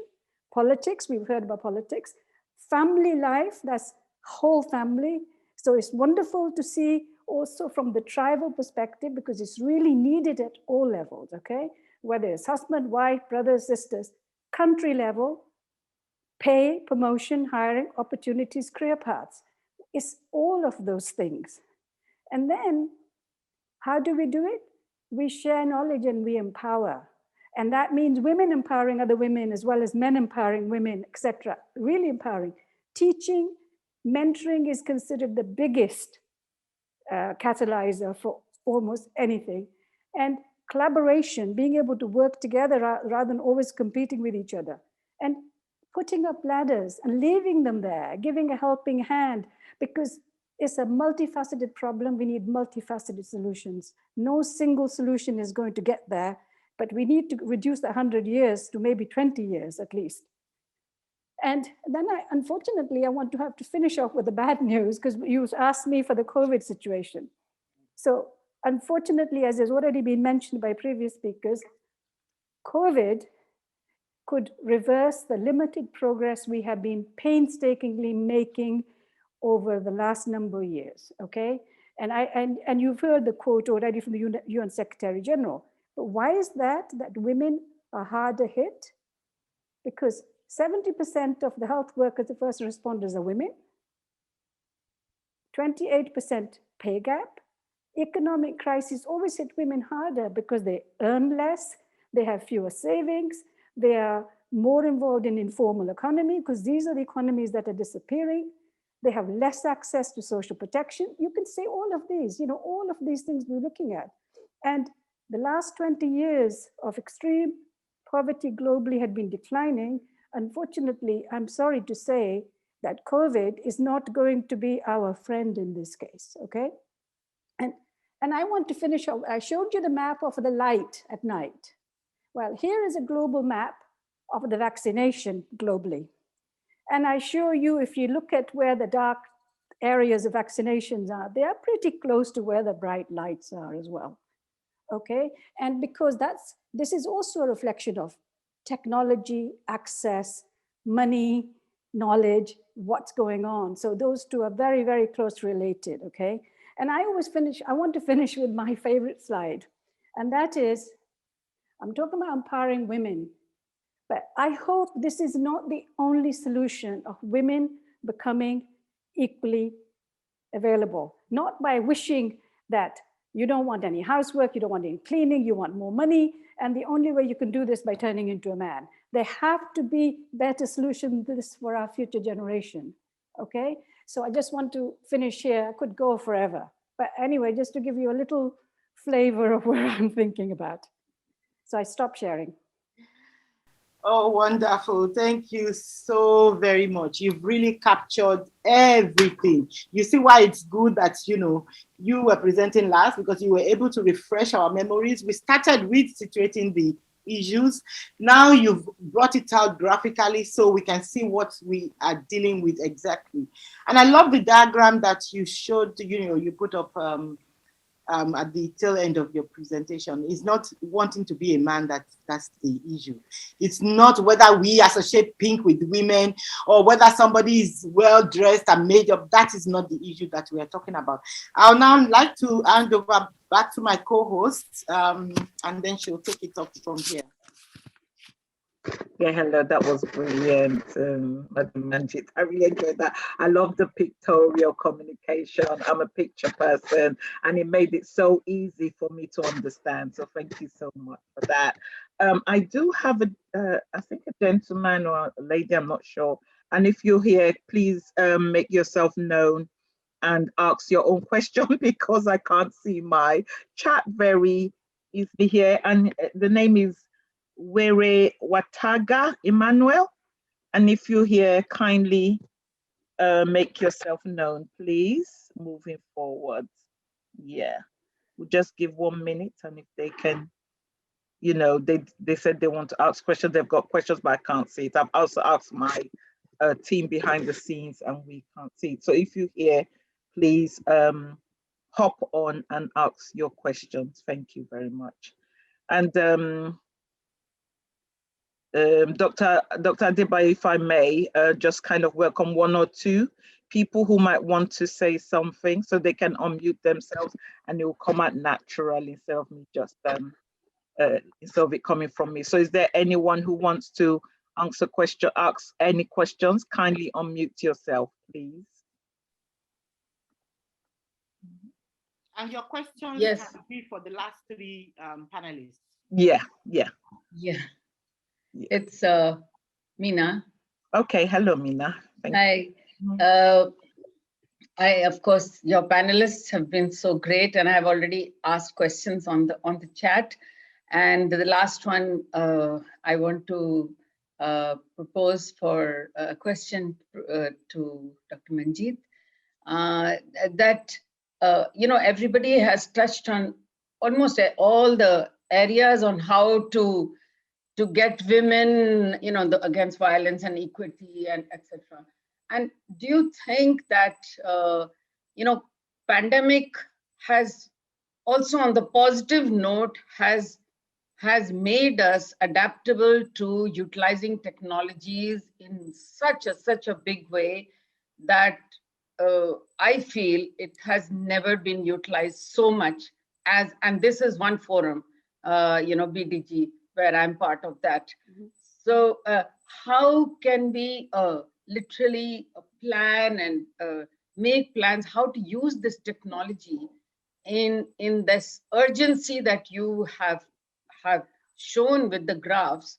It has to be urgent because we cannot be just sitting and wait for another 90 years. Of course, we won't be there. But how do we, some ideas I would really like to have the entire panel.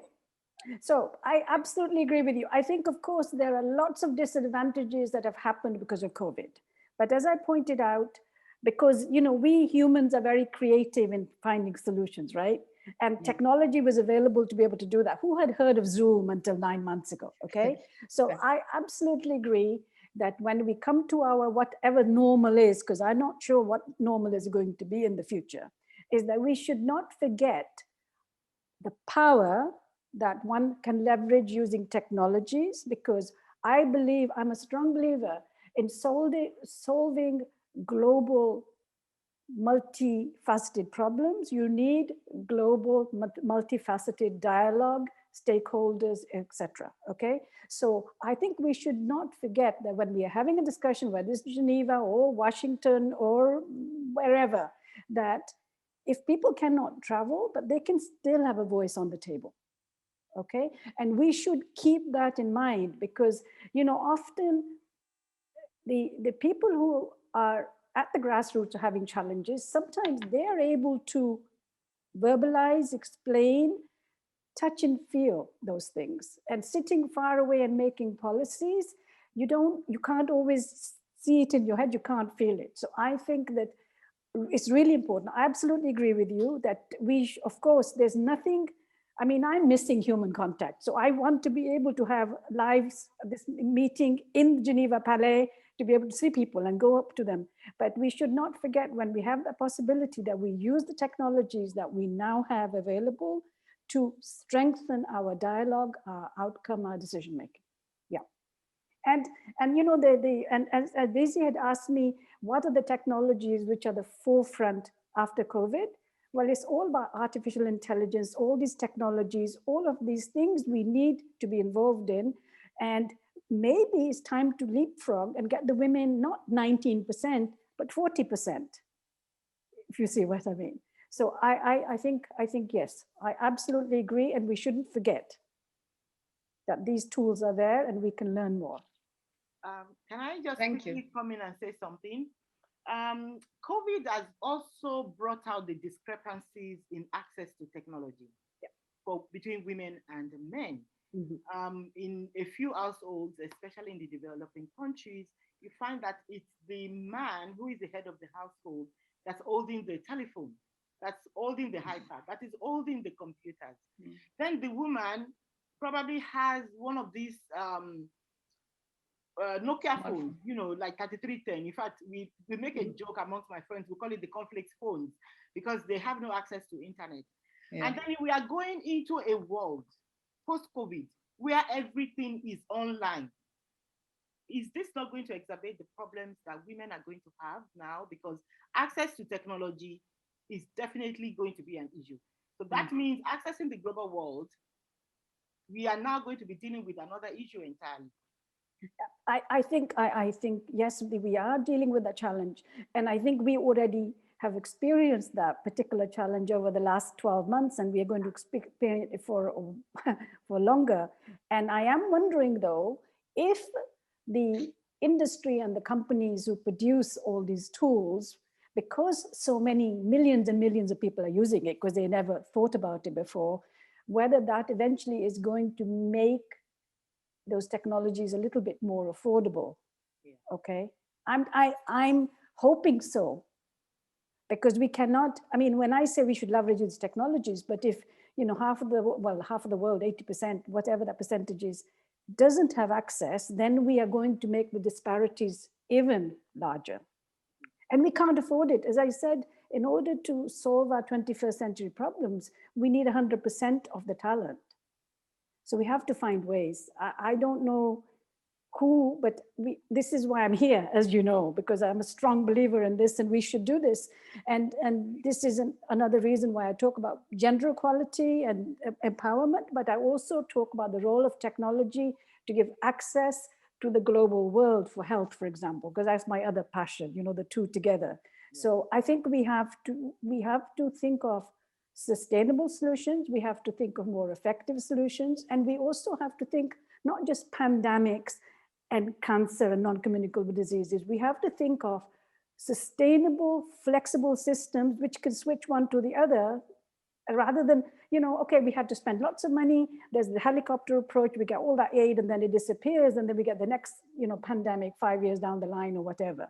So I think we have to think differently about how we solve the problems and how we make that sustainable and more solid. And I think the people who are going to be suffering the most, who are being left out more, are always going to have to fight more to make sure that happens. Yeah.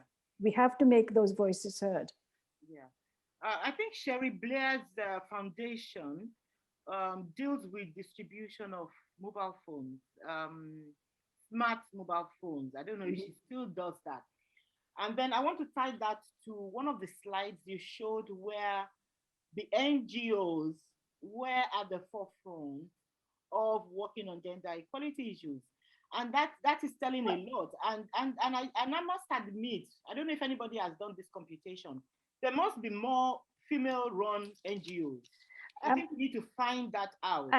Okay, so I think this is some homework for us to do, but just let me unfortunately give the reality of why there are more women in leadership position NGOs, because NGOs don't pay very much. They're not competitive. They don't have that sort of salaries. So women are willing to get paid less and still those leadership positions. It's not because suddenly NGOs are more, you know, I mean, we have to be realistic. Yeah. Okay, it's true that a large majority of civil society run activities tend to be female-centered, because we have more time, we are more passionate, and we don't get a lot of money, but we are still willing to do it. Yeah. So maybe we should also be talking to ourselves. Yes, we should. Mina, you need to unmute yourself. Yes, I would like to add to that NGO factor that also there is a flexibility sometimes in the NGOs, which the NGO ran or civil society. So therefore, it attracts women more because they really want to, and they are really powerful women because they really are using every moment of their caliber, their intelligence into that, because it's also focused, unlike many in other sectors. So this could be one of the things. And another, just a quick point on disease and your point is that just like we have a priority for other things like medicine, this, and for women clinics, etc., could there be for women a priority for accessing literally a small thing like a smartphone?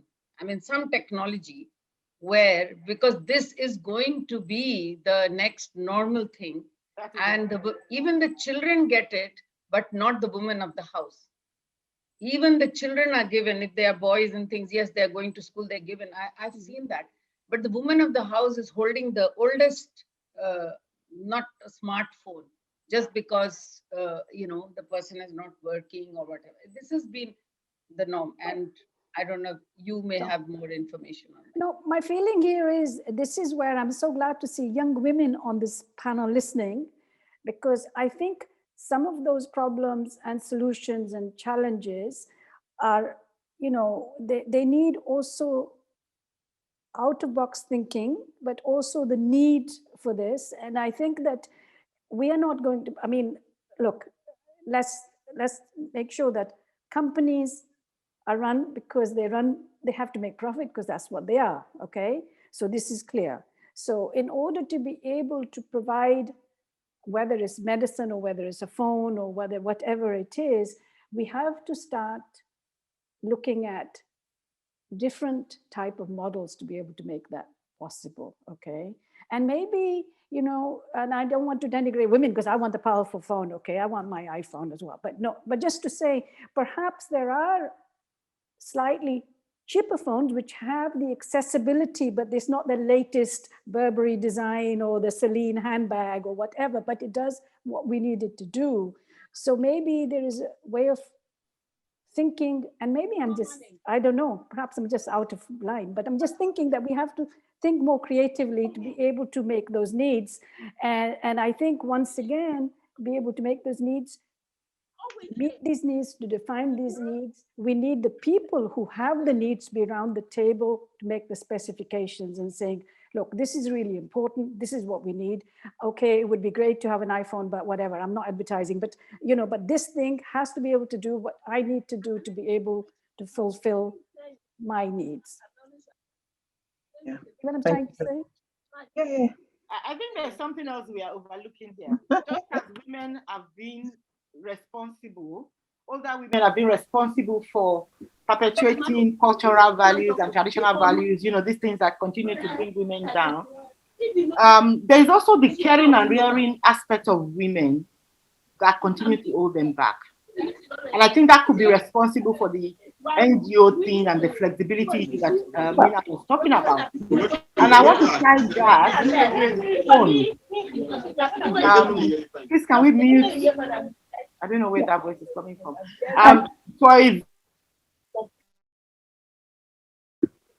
Lucy, unmute yourself. Unmute yourself. I've muted everybody. Unmute yourself. Okay. For a very long time, I would give the latest phone, even when I go to renew the phone. I'll give the latest phone until my children were able now to go get their own contract and all that.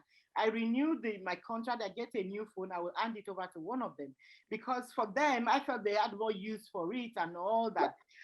So sometimes I think just being mothers, I think is also probably you bring me to the point. We talk about equality, we talk about empowerment and so on.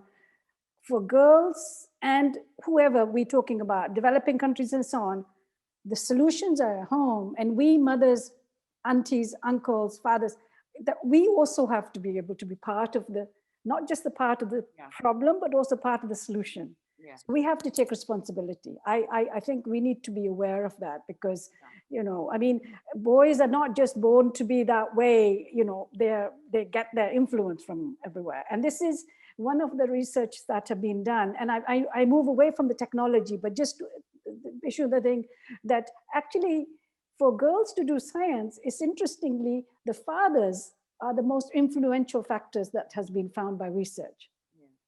So it's really important we as family units, and perhaps COVID has done that for us because we've had to be family units. It's brought lots of other problems, and there's been increase in abuse and so many things. But perhaps because we are so busy working and always doing other things, that is perhaps brought us a little bit closer together, and perhaps we should remember that part as well.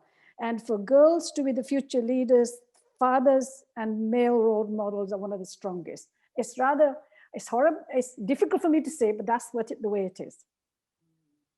I mean, there's been lots of research done on that, okay? So I think we mothers and sisters and so on have to remember to make sure that the girls have that influence and that relationship as well. Thank you so much. Thank you very much. I will take that as your parting advice to us on this panel. Can I quickly go back to Honorable now? Honorable, what are your, you've listened to all this back, forth, and center. What are your parting thoughts on for us before we leave? Because we are almost at the end of the webinar this evening. So, and as we round up, what do you have, to leave us with? Some recommendation for moving forward. One or two. You need to unmute yourself. Please unmute yourself, Honorable. She's talking away. Nonya, maybe you need to unmute her. Maybe she's... Honorable, please unmute yourself. We couldn't hear all you've been saying. Honorable, please unmute yourself. Okay. I think she's struggling with technology there. Oops. Hello, can you hear me? Now we can hear you. Hello. Yeah, hello, Honorable. Thank you. Hello. Yes, we can hear you now.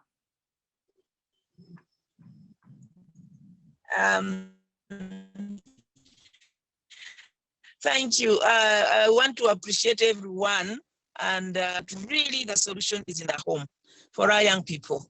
How as parents we train both our boy and girl children, that the girl must be able to believe in themselves, they must be able to protect themselves, as we the parents also do protect them. But also to tell the boy children that they must be able to protect the girls in their lives. If it is your sister, if it is your cousin, to make sure that you protect them.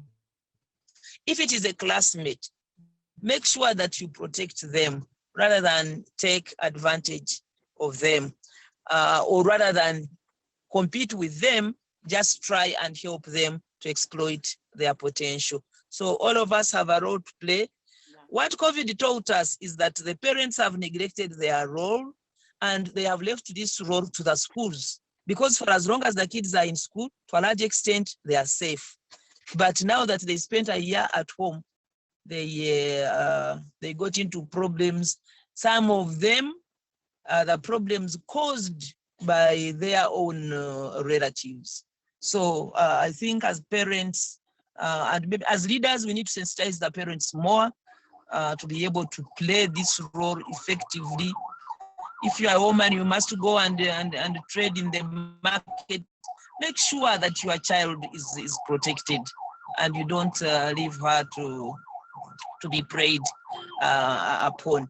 We had cases here in Uganda where the women went and stayed in the market for a week, for 2 weeks, for a month. She's earning money, but she has left children at home. And you don't know what is happening to your children. I think we need to value parenting role very, very seriously. Otherwise, don't mind the noise because I'm on the road now. And of course, as Parliament and as leaders at all levels, all of us need to be on the lookout to be sensitive to areas where we can help. For example, I mentioned earlier that I organized my women into an organization.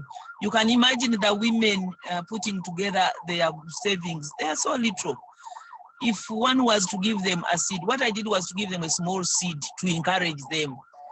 But the needs are so much. So if we can pool resources and be able to help such groups of women, as government, as friends, as civil society organizations, we would go a long way, rather than just look at them and tell them, yes, we appreciate your problems. We are trying to put laws in place. Laws alone are not enough. We must be able to provide practical solutions. I think that's okay. Otherwise, I congratulate everyone. I'm looking forward to Women's Day within this COVID environment. I think the women have done a great job and they are trying their best. No matter the challenges, the women are trying their best. And of course, it affects them more. You are a woman, you see your child suffering. When the child gets pregnant, for example, or drops out of school, the women feel it more. You have lost your job, you are not able to feed your children, the women feel it more. So we should applaud them. And thank you so much, BC, for this. And we hope that it will grow into something bigger. Thank you and God bless you all. Thank you, Honorable. So appreciated. Lovely to have you. Brilliant presentation. And those were fantastic parting thoughts. Fantastic parting thoughts. Thank you so much for honoring our invitation. We are very grateful. I would now like to call on His Royal Majesty of Arowo Tawaya II to give us his parting thoughts on, on the topic, on the subject. Any last words that you have for us, our take home, call to action? I know you've said it all lies with women. Okay. Hello, can you hear me? Yes, we can hear you, Kabisi. Okay. First of all, I'd like to congratulate all of you who were behind this particular program. And it's a big task. I believe that you would get bountiful results eventually. So I greet all of you and I commend you for all your efforts. This issue of achieving gender equality is an ongoing task that must be achieved. It's important that we continue to empower mothers. It's very important too that we raise the aspiration of the girl child. Yes. Young girls should stop assuming that they cannot go beyond this particular level. We need to raise their aspiration. Let them begin to think of themselves as engineers, as pilots, as different vocations, whatever they are desire and they are able to do. We also need to make our education at all levels gender sensitive. That's right now, more or less the educational system in most places is skewed towards supporting the male gender. I think it's important now that we make our educational system at all levels gender sensitive. And of course, we begin to continue to engage in this kind of conversation with the hope that eventually it will get to the point where solutions will be found. And you women, you need to fight for your rights. Nothing comes easy, nothing comes free. If there are issues that need to be challenged, please challenge it in the law court and get a ruling. And that has happened in some cases and has changed either to believed entrenched traditions, which we assume that cannot be changed. These are things that we need to do. Instead of just complaining about them, let us challenge them and get a legal perspective on some of them. And of course, the next thing to do is get women into position of power. Right now, with a female vice president in the United States, women would have a lot of opportunity because their voice would be heard. If we have similar situation, rather than looking for percentage of women in those positions, I think that it will go a long way to support the ideals of women, because he who feels it knows it. Nobody can understand the problem of women better than the women themselves. So I would say, finally, that we should also encourage women into getting involved into non-traditional vocations. Everything doesn't have to be like a woman should grow up to become a wife, to become a mother, running up and down. There are so many things that women can do. It is the time for women to now sit up and begin to showcase what they are capable of doing. On the traditional institution side, every effort is already being made to correct the inequality within the system, and that is already ongoing. I believe that a similar decision needs to be taken on the religious side. because that's another area where women have been discriminated against. So on that note, I'd like to bring you greetings from my ancient town of Erimo, which was founded on or about 1100 AD. So God bless you all. Thank you very much for the opportunity. Thank you so much, Very Erimo. much, And sir. we are definitely going to come and see those mountains in Erimo. Yes, so. You are invited. 565 steps. Wow. You climb it, sir. Thank you so much. Okay, Thank so you. let me God bless now you. quickly go to Dr. Wolabi for, very brief and quick parting words, thoughts for us. Dr. Wolabi, are you there? Yes, I am. Yeah. Just to say thank you again. Thank you for this opportunity. And it's been great to hear all the discussions. Very, very briefly looking at harmful traditional practices and how they perpetuate gender inequalities. I think it behoves all of us, and especially us women, to call them out. That's what I would say, that, as His Majesty has said, sometimes some of these are perpetuated even by women themselves. And for us as African women, to be able to be honest, to be bold, to be real, and call these practices out for what they are, and to be steadfast in saying how they violate our rights, how they're discriminatory, how they affect our health, and how they actually are not markers of our social or political status.